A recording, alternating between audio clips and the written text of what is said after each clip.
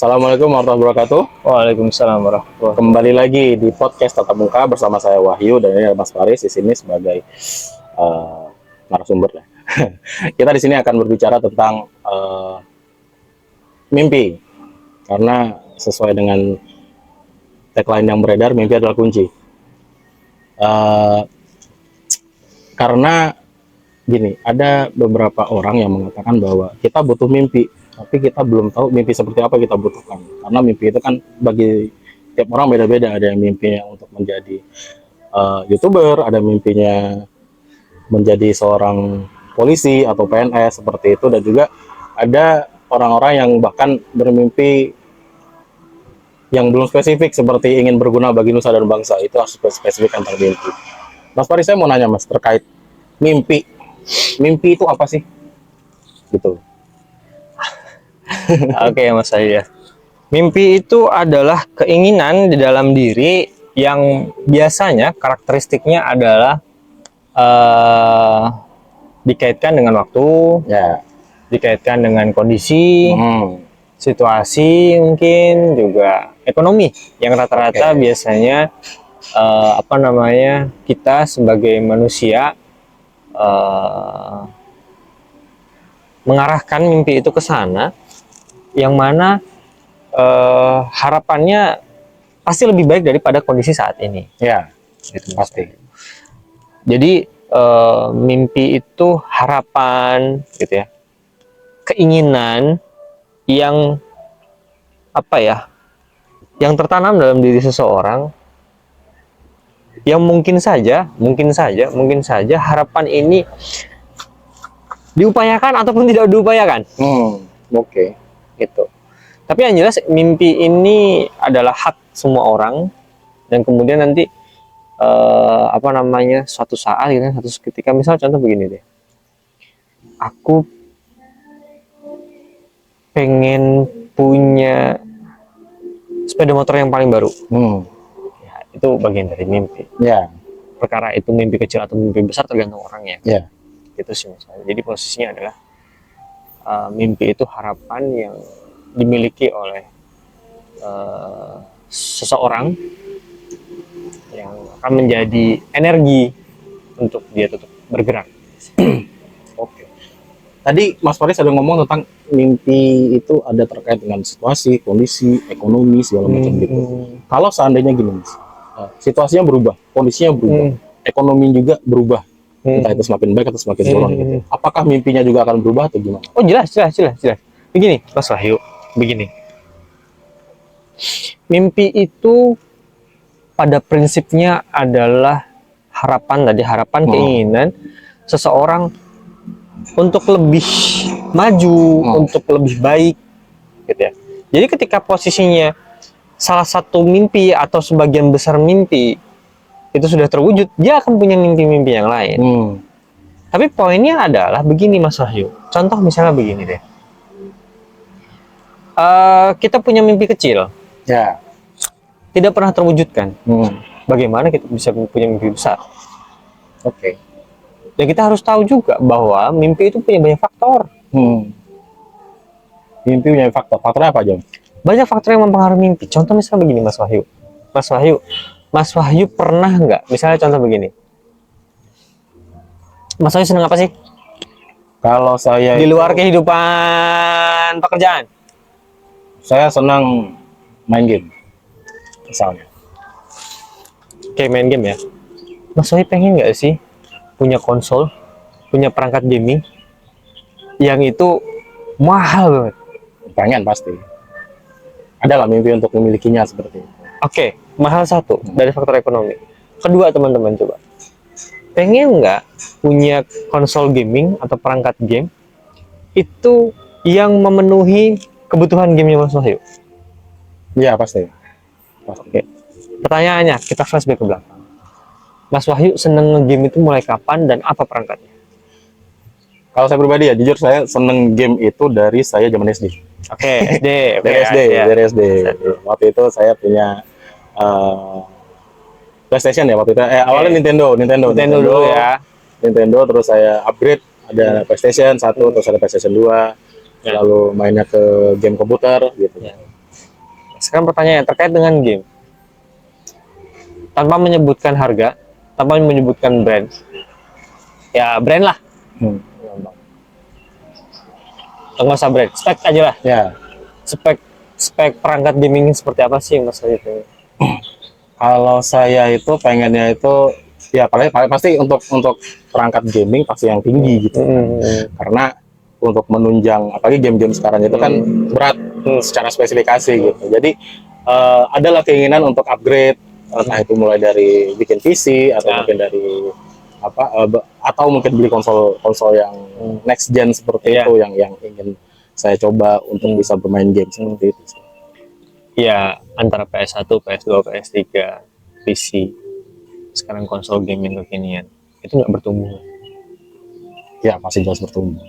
Ya, karena mimpi itu bagi saya kalau misalnya saya pengen main game, tentunya saya pengen update gitu loh. Game-game apa aja sih yang baru-baru ini yang ingin saya mainkan, dan juga pastinya ada suatu kesenangan tersendiri kalau seandainya saya bisa memenuhi mimpi tersebut gitu. Ya. Itu satu faktor bahwa jadi kalau kita ulas adalah mimpi itu pasti berkembang. Kalau kita drafting, kita breakdown lagi, Mas Wahyu pernah nggak sih kepikiran ketika main PS1 kalau bakal ada PS2? Nggak kepikiran waktu itu. Waktu itu saya pada saat itu masih SD, ibaratnya saya ada PS1, terus ya saya main game tersebut. Pas keluar PS2 saya kayak, oh ternyata ada tuh lanjutan dari ini gitu. Dan saya baru sadar kalau dunia game itu semakin berkembang. Iya. Berarti salah dua faktor selanjutnya adalah faktor informasi, Mas. Iya. Wajar dong kalau mimpi itu berkembang seiring bertambahnya informasi. Benar. Coba deh Mas Wahyu tahun 2010 untuk menunjang game, Mas Wahyu dulu kepikiran beli apa sih? Atau sudah kebeli apa sih? 2010 itu saya mikirnya pada saat itu kan zamannya PS4 ya. Tapi waktu itu saya baru punya PS2. Oke. Jadi pada saat itu untuk saya bisa menunjang dalam artian saya ingin bermain game pada saat itu ya saya rentalan. Oke. Rental PS gitu untuk ya sekedar memuaskan lah untuk mencoba gimana sih rasanya konsol game terbaru seperti itu gitu. Yang kedua, yang faktor selanjutnya adalah pengalaman. Jauh. Mas, setelah kamu nyoba PS4 di rental, pengen punya nggak sih? Tambah pengen nggak sih? Tambah pengen. Karena wah keren ini ibaratnya gini. Saya jadi pengen coba game yang lain seperti itu kan. Kan saya main game bola ya, game fighting kayak Tekken segala macam gitu. Jadi pengen nyoba game yang lain seperti itu. Iya. Dan perangkatnya pengen kan? Benar. Pengen. Itu pengalaman, experience terhadap mimpi. Itu akan membuat mimpi kita berkembang. Coba sekarang 2023, apa yang Mas Wahyu pengen dengan segala macam informasi yang sudah dapatkan, perkembangan tadi? Apa sih yang sekarang Mas Wahyu pengen terkait dengan game? Terkait dengan perangkat aja deh nih. Pengennya sih pengen punya apa, wes? Saya kalau saya udah bilang pengen punya apa untuk menunjang game saya pengen punya PC. Gitu. Dengan spek tinggi yang ibaratnya itu bisa nyobain banyak game seperti itu. Tapi pernah nggak Mas dalam perjalanan Mas Wahyu main game, pernah nggak sih jenuh? Pernah, pasti ada fase jenuhnya pasti ada. Pernah justru malah pernah nggak sih berada di fase bahwa kenapa sih aku harus main game? Ya ada pasti. Ya kan? Ada fase jenuhnya, ada juga fase bosan, nggak kerasa nikmat lagi main game. Iya. Itu. Jadi faktor selanjutnya adalah seberapa jauh kita mengoperasionalisasikan mimpi itu. Coba ada berapa faktornya? Faktor pertama apa sih? Faktornya itu spesifik. Apa? Yang awal yang maksudnya awal tadi. Faktornya yang pertama itu ada sebuah mimpi itu pasti berubah. Pasti berubah. Ada informasi, ada pengalaman. Ya, seperti informasi, pengalaman, kemudian seberapa jauh kita berusaha. Ya kan? Untuk menjalani tersebut. temanya gamenya sama nggak? Ya, emang sama. Tapi keinginannya beda-beda. Ya, karena ya itu mimpi itu pasti pasti akan sangat bertumbuh seperti itu. Iya, bukan hanya bertumbuh, bisa saja berubah Bisa. dengan informasi yang berbeda, yang lebih luas mungkin. Kemudian dengan pengalaman yang berbeda, dengan seberapa jauh kita in touch dengan mimpi itu bisa berubah, Mas. Iya. Bisa bertumbuh, bisa berubah. Kuncinya di sini adalah teman-teman, mimpi itu memang harus dirawat, harus dipupuk, dan yang paling penting adalah harus diwujudkan perlahan. Iya. Benar. Jangan pernah ngubur mimpi, bahaya. Iya. Itu saya ada dengar dari ini stand komedian Panji Pragiwaksono. Mimpi itu nggak pernah mati. Iya. Mau kamu hajar gimana pun, mimpi itu hanya sekedar pingsan. Lalu dia akan bangkit kembali dalam penyesalan. Iya, betul. Ini yang harus disadari oleh teman-teman semua, termasuk saya seperti berbicara dengan diri saya sendiri bahwa mimpi itu pantas diperjuangkan. Secara psikologis alam bawah sadar kita itu mendorong kita untuk mencapai mimpi-mimpi kita.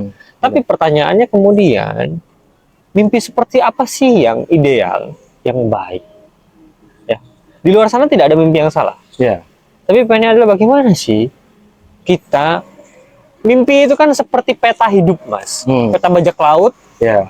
Tujuannya harta karun, gitu kan ya. Pada X-nya itu loh, Mas. Itu Ya. mimpi. Goalsnya di situ. Goalsnya di situ. Tujuannya di situ. Nah, sekarang bagaimana cara kita dari posisi saat ini, detik ini, situasi seperti ini, itu mencapai goals. Nah, itu dulu yang perlu direfleksikan, perlu ditata ulang. Karena apa? Karena tidak jarang bahasa kerennya adalah menentukan goal setting ini salah. Sehingga membiarkan bahwa mimpi itu tetap jadi mimpi. Ya. Karena mungkin begini, Mas, mungkin mereka merasa kalau seandainya mimpi yang sedang aku perjuangkan ini kayaknya nggak bisa deh, dalam artian ini terlalu jauh deh kalau misalnya aku perjuangkan untuk saat ini sampai ke depannya. Karena kan dengan banyaknya informasi segala macam, jadi ibaratnya banyak orang yang merasa bahwa oh ternyata mimpiku ketinggian nih, misalnya nih, aku ingin menjadi seorang anggaplah yang banyak anak sekarang inginkan adalah seorang streamer gaming gitu. Yang ibaratnya dengan dia main game dia bisa dapat duit. Mimpinya seperti itu. Cuma merasa bahwa kayaknya aku nggak bisa sehebat orang di dalam bermain game, atau mungkin dalam segi apa namanya itu penuturan, atau misalnya kalau streamer itu kan pasti ngomong terus kan, tidak semenarik orang lain seperti itu. Jadi ibaratnya dia merubah mimpinya untuk ibaratnya mundur dikit dulu. Ya. Pertanyaan kemudian, streamer game itu sedikit atau banyak, Mas? Kalau sekarang banyak, baik banget. Yang besar banyak atau sedikit, Mas? Yang besar sedikit. Oke. Pertanyaannya begini, Mas. Streamer game tadi ya, dicanangkan nih, oh aku pengen jadi streamer. Karena nggak sih di breakdown? Nah itu mungkin belum sampai ke sana mungkin. Bahkan pun mungkin streamer gamenya ini belum ideal. Ya, dalam menentukan goal setting itu ada beberapa konsep, Mas Wahyu, yang perlu kita pahami. Seperti tadi menentukan arah tujuan kita sebagai bajak laut. Poinnya adalah goal setting atau tujuan kita itu satu, Mas, harus spesifik. Spesifik, oke. Iya, harus spesifik. Spesifik tuh detail sedetail-detailnya. Misalnya contoh, streamer game. Pertanyaannya, streamer game jenis apa? Oke. Spesifik ya, ibaratnya dia mau jadi streamer game apa pertama mungkin. Jenisnya dulu deh, bukan game. Kalau apa itu kan apa namanya, merek brand ataupun game tertentu ya. Jenis apa dulu? Jenisnya. Mobile, konsol. Oh ya benar juga benar juga. Jadi tentukan dulu nih ibaratnya spesifik dia fokusnya ke mobile, apakah ke streamer konsol atau streamer yang ibaratnya berkomedi apa segala macam gitu ya. Ya, itu anak game ya yang lebih tahu aliran-aliran itu ya. Ya benar. Mungkin apa sih, kalau saya bukan seorang gamer. Main ular tangga itu game bukan? Ya itu game, board game namanya. Ya kan? Ya. Catur itu game bukan? Ya. Permainan. Bahkan permainan tradisional itu game bukan? Ya benar. Posisinya itu kan, spesifik itu mungkin spesifik pada dasarnya adalah kalau sekarang streamer YouTube itu kan lebih kepada temanya apa tadi, jenis gamenya apa. Ya. Game arcade, bisa mungkin nanti game apa namanya, fight. Ya fighting olahraga. Beda kan? Beda. Itu sport. beda. Ya udah gitu loh. Maksudnya untuk konteks game itu adalah mimpinya harus spesifik dulu. Dan juga pikirkan bahwa perkembangannya sejauh mana, Mas. Oke. Kalau misalnya langsung ke bentuk gamenya, habis, Mas. Benar juga. Kalau Ya kan, bisa langsung fokus ke PUBG gitu. Udah banyak orang ngomong PUBG. Iya. Benar kan? PUBG sudah banyak, satu. Kedua, memungkinkan gak sih ada kompetitor sejenis? Pasti. Nah, itu maksudku. Maksud saya di situ. Jadi fokusnya adalah ke temanya mungkin, ke alirannya mungkin, gitu kan ya? Ya. Itu spesifik. Mungkin untuk yang konteks yang lain, misalnya spesifik ini fokus kepada hal-hal detail.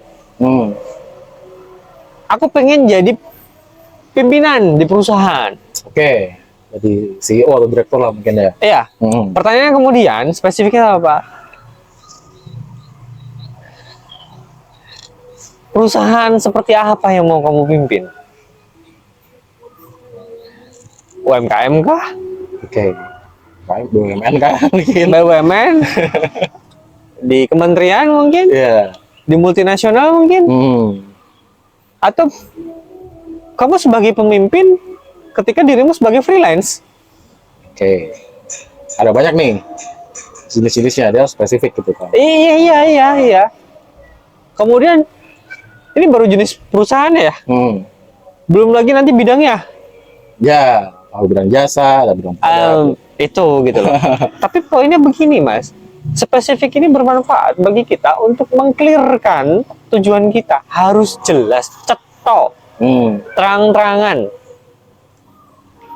Agar apa? Agar kebayang ketika nanti kita di posisi itu memang benar-benar jelas gitu.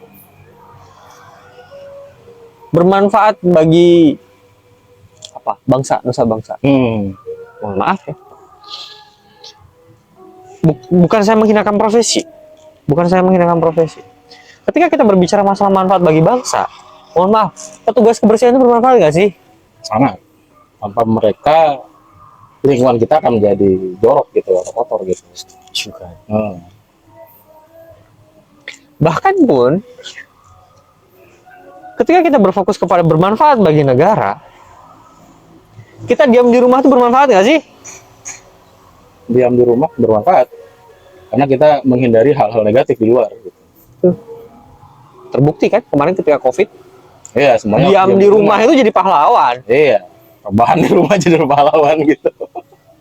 Karena tidak menyebarkan COVID pada saat itu. Makanya posisinya adalah spesifik ini, jelas ini harus sudah dicanangkan di awal. Spesifik, oke. Kalau bisa keluar angka, kalau bisa keluar nominal, kalau bisa itu keluar target. Oke. Misalnya mau jadi apa di tahun berapa atau caranya seperti apa gitu. Itu nanti, Mas. Tapi misalnya begini, contoh misalnya aku mau jadi pimpinan perusahaan yang membawahi 1.000 karyawan. Oh iya. Itu targetnya mungkin ya. Iya. 1.000 karyawan misalnya. Di usia 40 tahun. Oke. Nah, itu nanti ada time bound-nya. Tapi poinnya adalah kalau bisa spesifik itu detail. Mau angka, mau situasi, mau tempat. Bahkan caranya mungkin harus detail juga ya. Iya. Cara menuju ke sana gitu. Betul. Nah, kemudian konsep yang kedua adalah measurable. Dapat diukur. Iya, poinnya adalah tadi nggak lepas dari spesifiknya. Dari berapa sampai berapa? Dari berapa? Dari situasi awal nominalnya sekian ke nominal berapa? Dari usia sekian ke usia berapa? Measurable. Ada alat ukurnya, ada indikatornya. Oke. Ya kalau nggak ada indikator kita mengukur apa? Mengevaluasi apa? Ya. Ya semuanya ada indikator sih. Apapun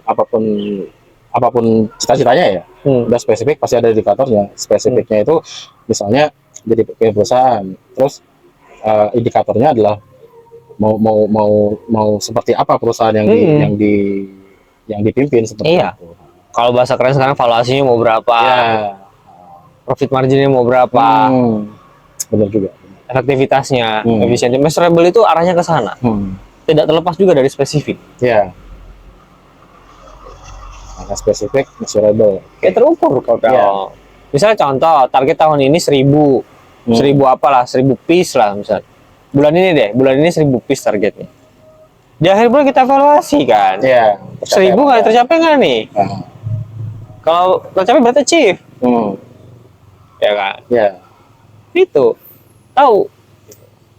Intinya kita mengetahui informasi-informasi detail itu di measurable. Oke. Yang kemudian setelah spesifik, measurable, ada achievable. Dapat diraih lah. Iya, melihat dari apa? Dari keterampilan, dari passion, ya kan? Dari peluangnya, dari jejaringnya, ya kan? Jangan sampai bikin mimpi ketinggian. Yang tidak dapat diraih gitu ya. Boleh mimpi tinggi, tapi jangan ketinggian. Ada imbuhan an itu merupakan tadi makna dari achievable. Mimpi setinggi-tingginya, tinggi Pak. Dibandingkan dengan mimpimu ketinggian. Ada konteks negatif di situ. Misalnya contoh deh, tadi melihat data yang ada sudah spesifik nih, penjualan lah terkait dengan penjualan. Ya, juragan di atas minta naikin target. Ya bikin aja. Berdasarkan data kan, measurable kan, berdasarkan data. Oh oke, posisinya adalah tim kita bisa achieve nih 1000 piece bulan ini. Melihat resource, melihat ini dan segala macam data-data yang ada yang dapat diukur tadi itu, kita naikkan deh jadi 1200. Ataupun mungkin 1050. 1001 mungkin. Dengan data-data yang sudah terkumpul dari misalnya dari evaluasi bulan lalu mungkin gitu. Iya, dari bulan lalu, dari tren, dari kompetitor. Dengan ada data tersebut kita bisa menentukan nih achievable-nya untuk bulan ini berapa seperti itu. Gitu misalnya. Achievable. Faktor yang ketiga. Faktor yang keempat, realistis biasanya. Iya dong. Kita harus realistis. Melihat kondisi, situasi, ya kan? Realistis itu kan kita harus lihat spesifik juga, harus lihat apa namanya pengukurannya juga, measurable bisa diukur gitu kan ya. Harus ngelihat juga tadi ya, achievable nggak nih? Itu kan? Realistis nggak nih mimpiku, tujuanku, targetku, ya kan? Bisa direalisasikan nggak? Probabilitasnya gimana? Kalau misalnya bisa direalisasikan berarti yang 3 di awal ini bisa tercapai seperti itu. Bukan, kebalik Mas. Kalau sudah spesifik, kalau sudah measurable, sudah achievable, realistisnya lebih gampang kan? Jadi dengan 3 di awal tadi yang sudah kita ibaratnya kita breakdown ya, kita tulis segala macam, makanya bisa realisasinya bakal tercapai dengan adanya 3 ini jika sudah 3 hal ini itu udah duluan. Udah duluan. Sudah kita bentuk konsepnya lah gitu. Berarti nggak realistis dulu kan, ibaratnya misalnya ada orang kayak gini, aku punya mimpi tadi untuk jadi pengusaha gitu, tapi di awal udah ngomong realistis nggak ya? Itu nggak kayak gitu kan? Ya nggak gitu lah. Harus ada di awal itu, harus mengerti konsep spesifik, bisa diukur dan juga bisa capai apa enggak. Iya. baru kita ngomongin realistis. Realistis. Karena realistis itu kan banyak faktornya. Kalau kita berbicara masalah analisa faktor, banyak faktornya. Tapi konsep ini yang harus kita sadari dulu dalam menentukan mimpi, dalam menentukan tujuan kita. Gitu. Realistis tidak realistis itu tergantung tahapan di depan ya, Mas. Ya. Benar. Kalau misalnya, oh ini udah paling realistis, cek lagi tuh, spesifik nggak, measurable nggak, achievable nggak.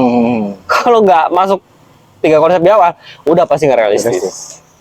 Realistisnya itu harus, berarti realistisnya itu kalau dalam bahasa kasarnya ya, mungkin di akhir berarti gitu. Kalau seandainya udah spesifik nih, udah bisa diukur, udah bisa di achieve nih, berarti realistisnya tuh di belakang lah gitu. Iya, ada juga beberapa teori yang mengatakan R ini selain realistik Relevan nggak dengan keadaanmu saat keadaan ini itu. ataupun keadaanmu nanti gitu. Contoh wis, apa coba target yang tidak relevan? Target yang tidak relevan untuk misalnya keadaan saya gitu. Misalnya saya mau punya uang 1 miliar bulan depan.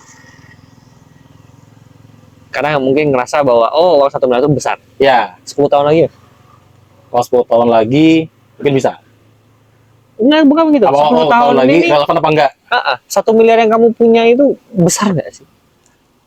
Belum tentu. Kan? Belum tentu. Bisa jadi value-nya mengecil. Iya. Nominalnya gede, value-nya kecil. Iya. Ya. Coba deh, mohon maaf. Ini nih pengalaman saya dengan keluarga saya.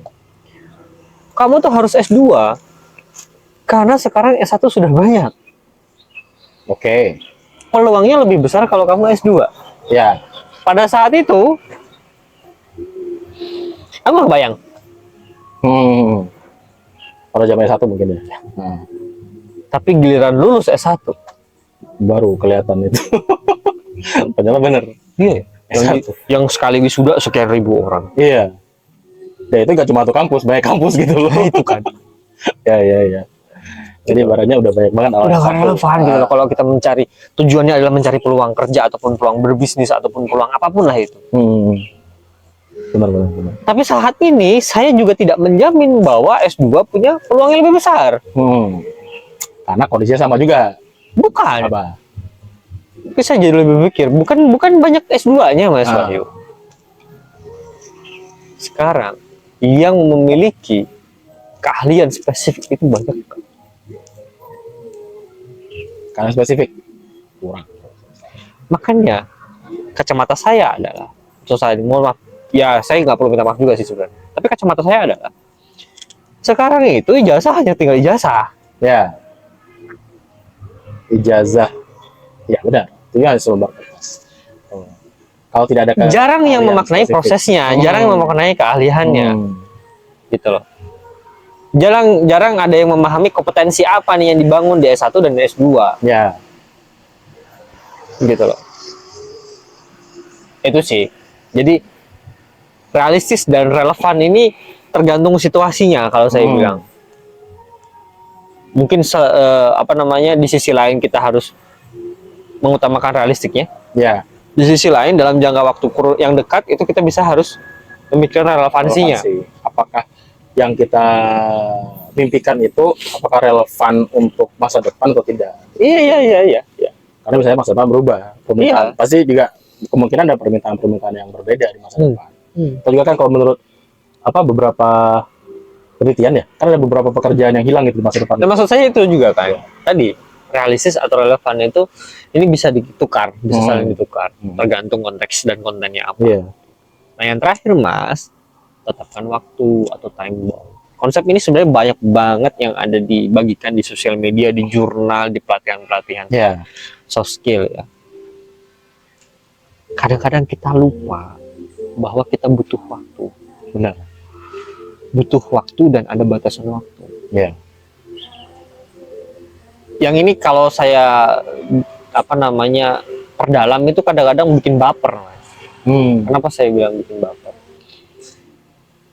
Waktu itu adalah satu harta terbesar di dunia yang kita tidak bisa minta untuk kembali. Benar. 1 detik yang sudah kita lewati nggak bisa dibalikin lagi. Itu Mas. Makanya saya juga selalu berupaya bahwa waktu yang saya keluarkan itu jangan sampai tidak bermanfaat. Harus bermanfaat.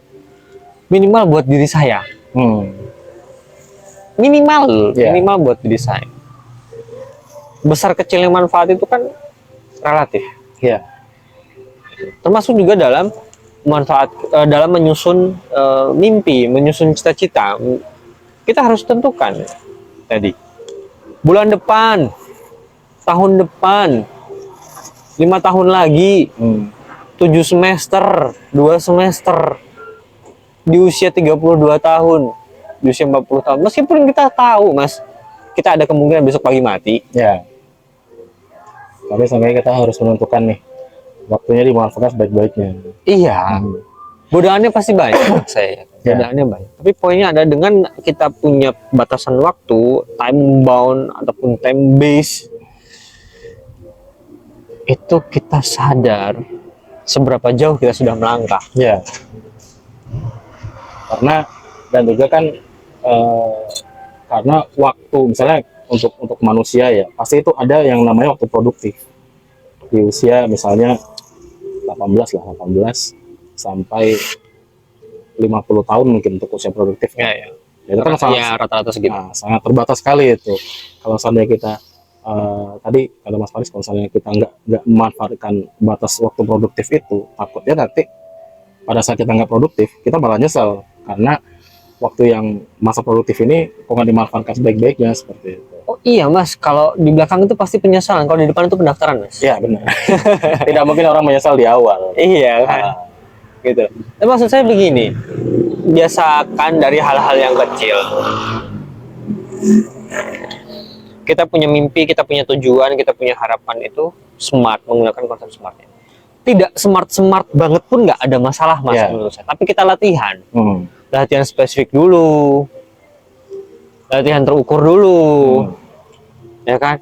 Latihan dulu bercermin, achievable nggak nih? Ya kan? Latihan dulu sama sekitar, relevan nggak sih ini, realistis nggak sih ini? Ya kan? Dan lihat sama jam tangan kita, sama waktu kita, sama mungkin mohon maaf kalau seusia-usia kita sama uban kita, gitu kan?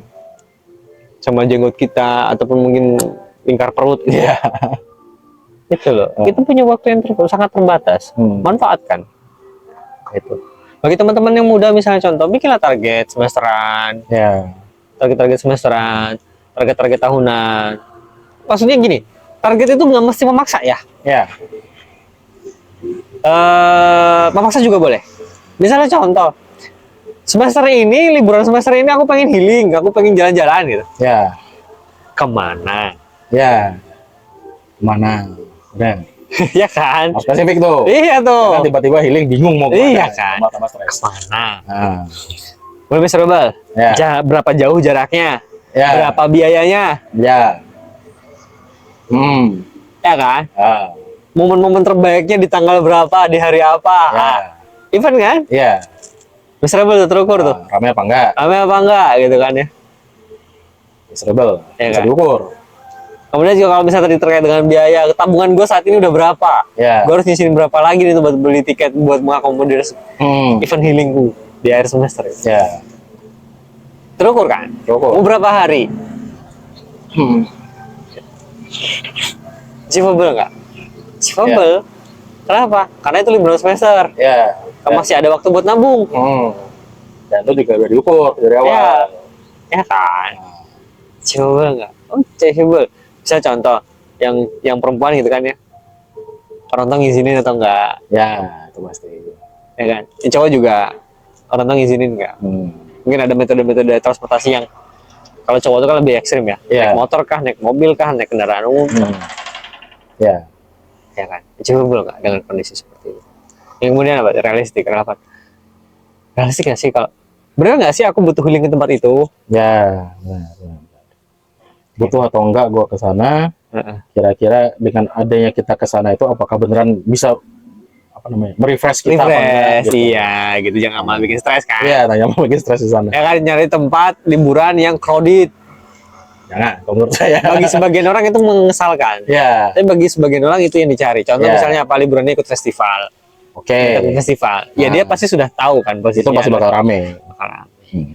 Tadi timeline-nya apa? Akhir semester, bulan apa, tanggal berapa sampai tanggal berapa, tahun Iya. berapa. Jadi sebenarnya untuk konsep smart ini itu sebenarnya tidak hanya untuk mimpi besar saja berarti ya. Bahkan mimpi-mimpi kecil pun juga harus pakai konsep smart seperti ini. Loh, iya, Mas. Karena gini, Mas.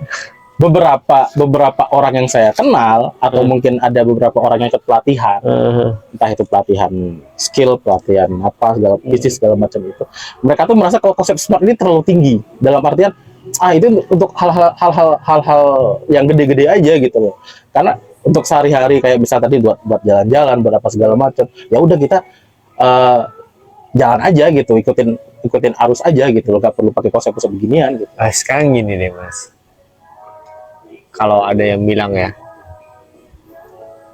pelaut yang tangguh itu dibentuk dari ombak yang kecil terlebih dahulu, Mas. Ya, kalau ombak besar duluan udah nggak ada, udah nggak ada pelautnya gitu. Maksudnya begitu. Jadi tuh kita boleh bermimpi besar, tapi tadi, Mas, bukan coba ya.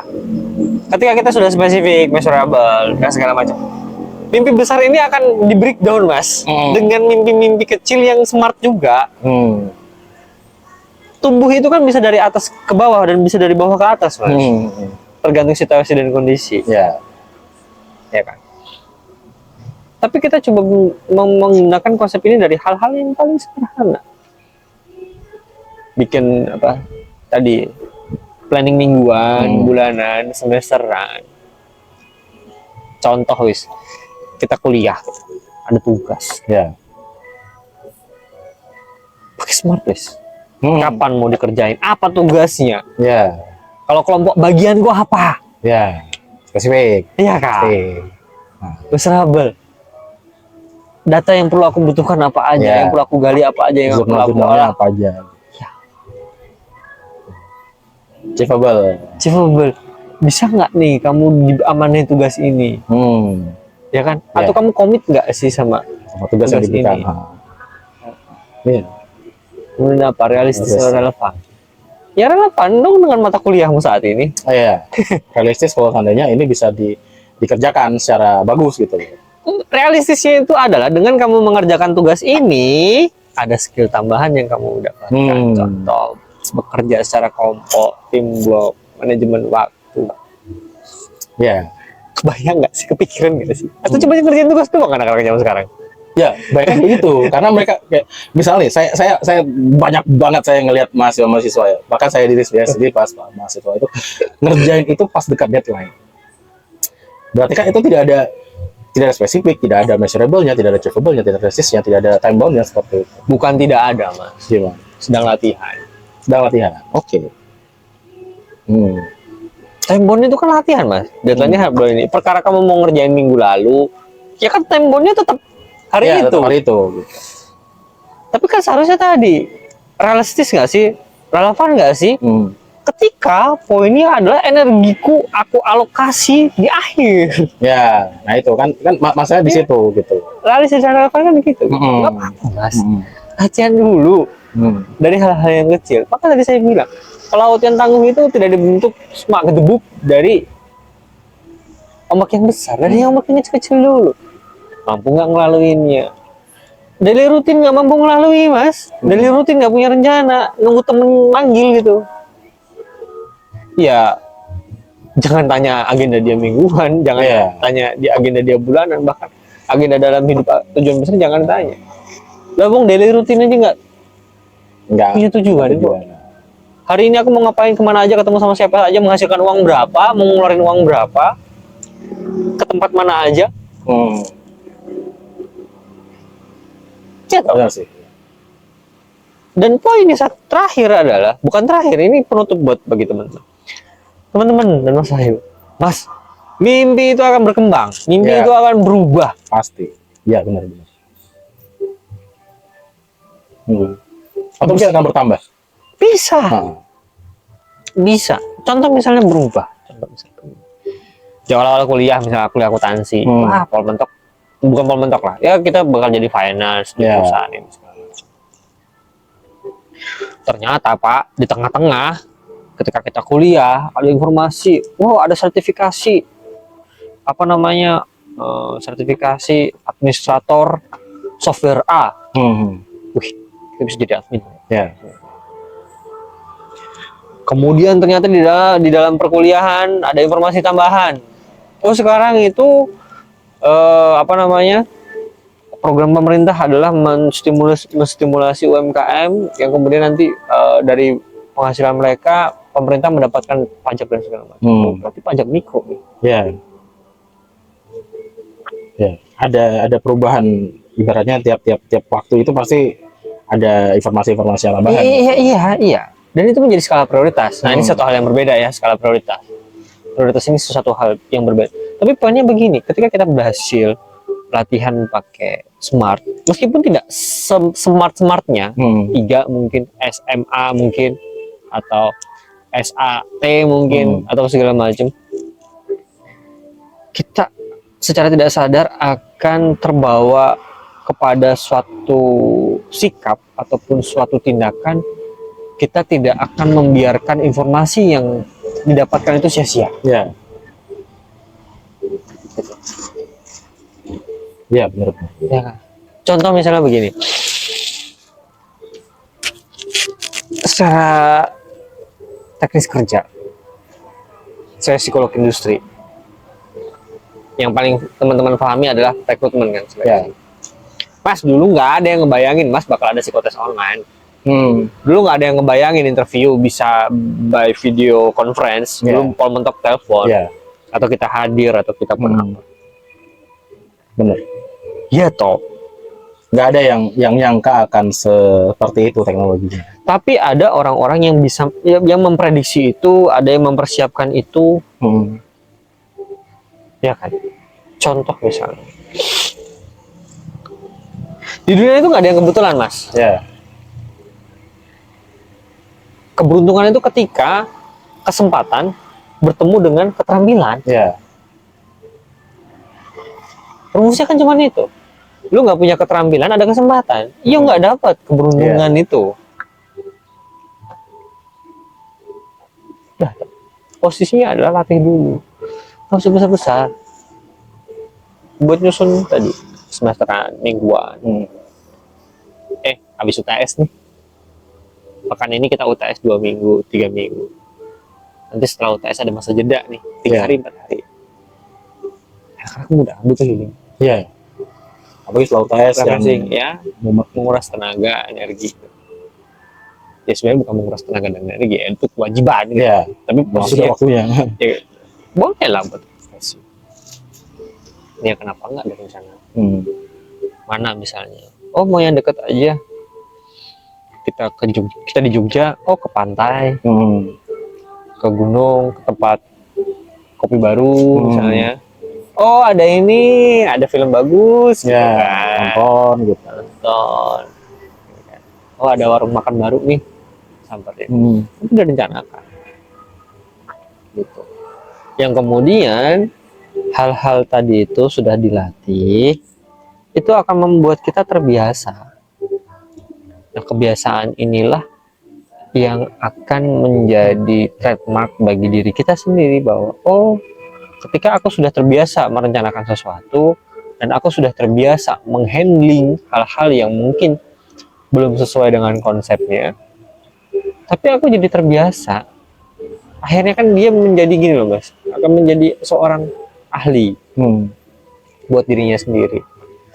Kalau aku punya rencana pasti sebagian besar realistis, tercapai, terrealisasi. Kan karena dia melihat faktor spesifik, miserable-nya, achievable-nya, relevan atau realistiknya, time bound-nya. Itu terbiasa. Iya. Jadi secara otomatis dia akan berpikir seperti itu. Iya. Ibaratnya gitu ya. Orang luar bilangnya begini Mas, feelingnya kuat. Itu latihan, Pak. Iya. Karena dia sudah ibaratnya itu di dalam otaknya itu ini konsepnya harus seperti ini, gini. Nah, selain merencanakan, eksekusinya juga harus dipikirkan. Nah, eksekusilah dari hal-hal yang paling kecil. Itu sih. Jadi, maksudnya gini, nggak ada mimpi besar, mimpi kecil. sangat apa namanya, sangat sangat sangat subjektif mimpi besar dan mimpi kecil. Ya. Tapi maksudnya begini, buatlah mimpi itu benar-benar bisa jadi nyata, bisa diwujudkan dengan energi, Ya. dengan kekuatan, dengan waktu, dengan uang mungkin. Karena ada sesuatu hal yang harus dibayar untuk mewujudkan mimpi. Ya. Kalau Anda ingin mewujudkan mimpi tetapi tidak mau mengorbankan sesuatu, ya biarkan itu jadi mimpi tidur Anda. Ya. Benar. Bagi orang yang nggak punya mimpi di dalam hidup, itu nggak punya energi, Mas. Karena dia nggak ada tujuan mau Iya. kemana, mau ngapain gitu, nggak ada gitu. Ya, faktornya banyak. Misalnya contoh begini, pertumbuhan tadi mimpi, pertumbuhan mimpi. Ada salah satu faktor informasi. Informasi ini kan sekarang apa sih yang nggak kita bisa dapatkan dari HP? Pasti. Dari yang dengan yang sekarang. positif sampai negatif. Ah, Tapi ternyata selain informasi, ada faktor yang kadang-kadang ini disepelekan. Faktor lingkungan, Mas. no. Circle. Ya kadang-kadang mimpi kita itu bisa apa? Bisa berubah-ubah ataupun bisa apa namanya ya? Bisa menyesuaikan tergantung lingkungannya. Gitu. Iya. Bayangin coba ketika misalnya kamu hidup di tempat tongkrongan yang buat bermimpi semesteran ini kamu punya IPK berapa, dapat IPK berapa saja dibandingkan dengan nongkrong yang circle tongkrongan yang musreng terus gitu. Saya tidak ini, tapi posisinya adalah lu mahasiswa, lu punya skala prioritas, circle lu nggak perlu bangun, ya jadi mimpi kan. Benar. Pengen IPK mungkin aku pengen semester ini aku pengen IPK minimal 3,5 lah gitu.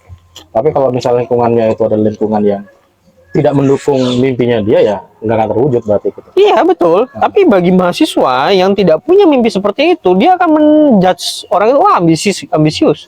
Ya. Circle-nya aja yang beda, Pak. Iya. Ya itu subjektif kan. Tidak Iya. kan mau mahasiswa ambis apa mau jadi mahasiswa biasa aja itu kan Iya. subjektif. Iya. Kitanya. Tapi tadi mimpi kita itu butuh dirawat dengan circle-circle yang sama, dengan circle yang lebih baik begitu, Mas.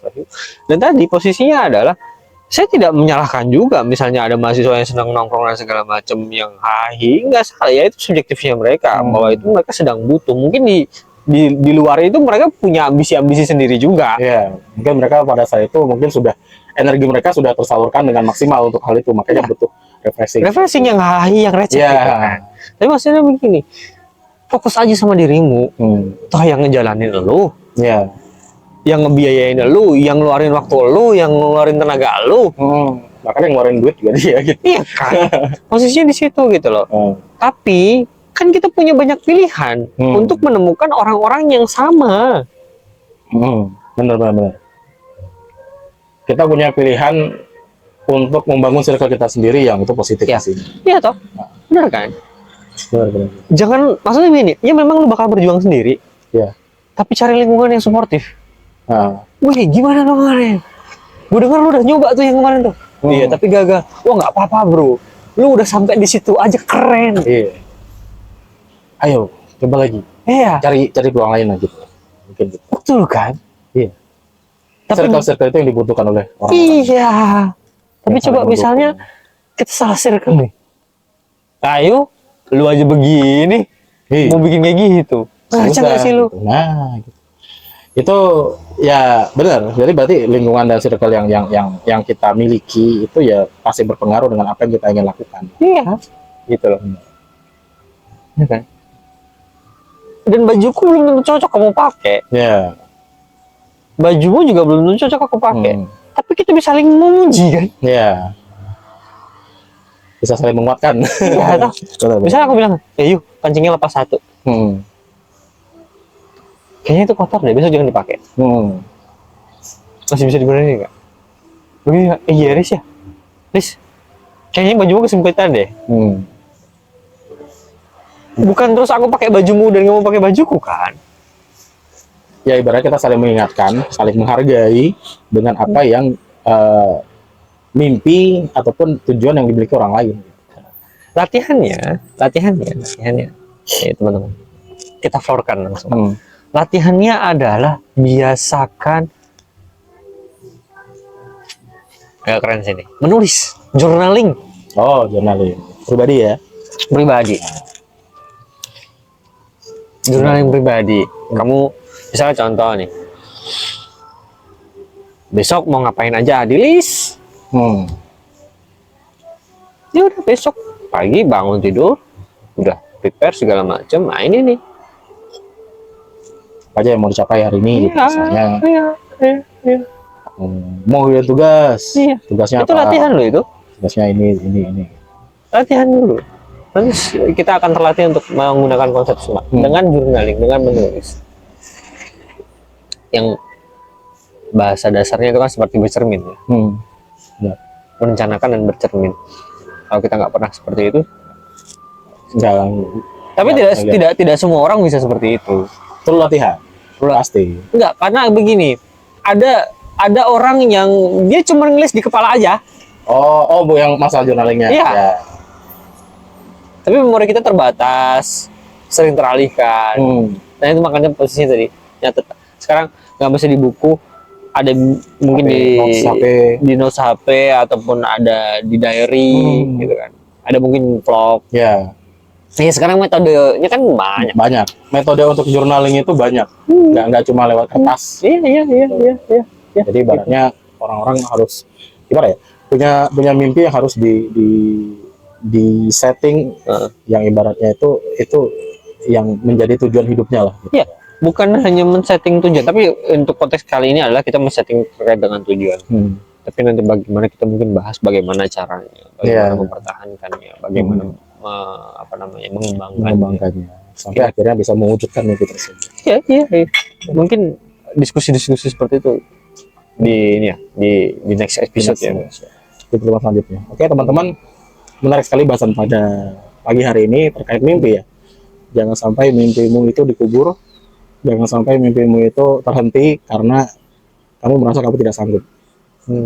Yakinlah bahwa yang namanya mimpi itu pasti bisa menjadi sebuah hal yang memotivasi kamu untuk bisa terus maju di kehidupan ini.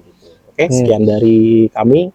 Saya Wahyu dan Mas Faris. Saya berdiri. Sampai jumpa di episode Tatap Muka selanjutnya. Assalamualaikum. Waalaikumsalam.